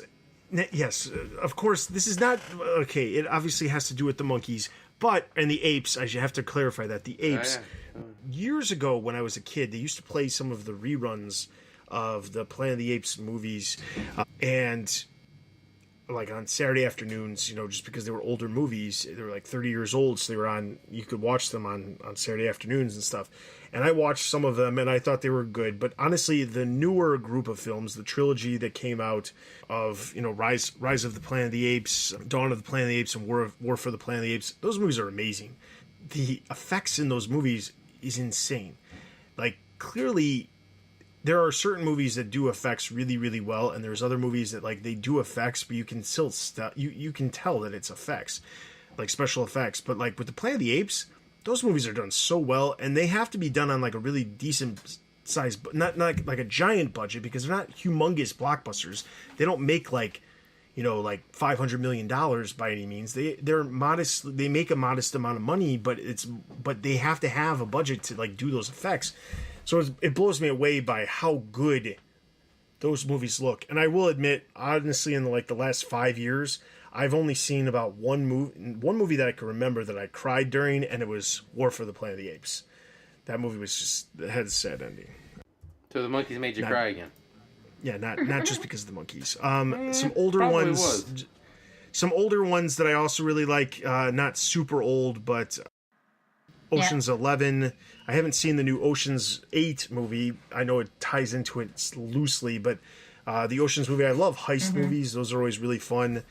The Rocky movies, that's like one of my classic classic franchises You're a that I Rocky really guy, enjoy. huh? Yeah, I love those Rocky movies. Okay. Mostly because when I was my last year in high school, I was pretty built, and I earned the nickname Drago. So Really? there's that. Didn't see that coming. Well, yeah, it's not always there. And then I guess one of my last ones is like I really do like all the Pixar movies, but specifically Toy Story. By far, I love the Toy Story movies. I was the right age when the first one came out. The second one came out again at the perfect age where I appreciated what was going on. I got some of the stuff. Toy Story 3 comes along like 15 years later or whatever, 13 years later from the other one. And like that movie came out and I was watching that movie and thinking, man, this is like literally like my childhood and it's like moving on and this is so awesome. So those are my franchises. I like that we're all different and we have a nerdy core because Star Wars is a must. I think it's weird that you were called Drago. I think there's going to have to be a moment where I work that in at some point on the podcast. You can try to figure it out. That's fine. And then it was a combination of when I would go to parties, I drank a lot of vodka, and that was the only drink I drank. Really? And I had a haircut that kind of made me look like, that 80s Drago haircut. And I was a bigger guy. So the next time I'm going to tell you what I'm going to do right now, because I think it'll be more fun this way because everyone will be waiting for it. The next time you like get really angry about something, I'm going to be like, calm down, Drago. Just saying. So just be ready for it. That's where we're going. I will break you. And that should be the only response you have. Yes. Ever. Okay. So hopefully you guys enjoyed this monkey watch. I tried to actually include some monkeys this time around. That's not really important. Not on purpose. Not on purpose. I honestly did not, but I just like pointing that out. But anyway, so hopefully you guys enjoyed Monkey Watch. If you guys have a suggestion of what you'd like us to talk about for Monkey Watch, and obviously keep in mind that we have to try to keep these Monkey Watches roughly less than 10 minutes just because of how much time we normally have. Sometimes we might have more time. But if you guys have a suggestion that you'd like us to talk about for Monkey Watch, like you want to learn something about us as the hosts of the Comic Cast, if you guys want to learn something about our likes of something or our dislikes of something, let us know in the comments section and we will consider those for a future episode.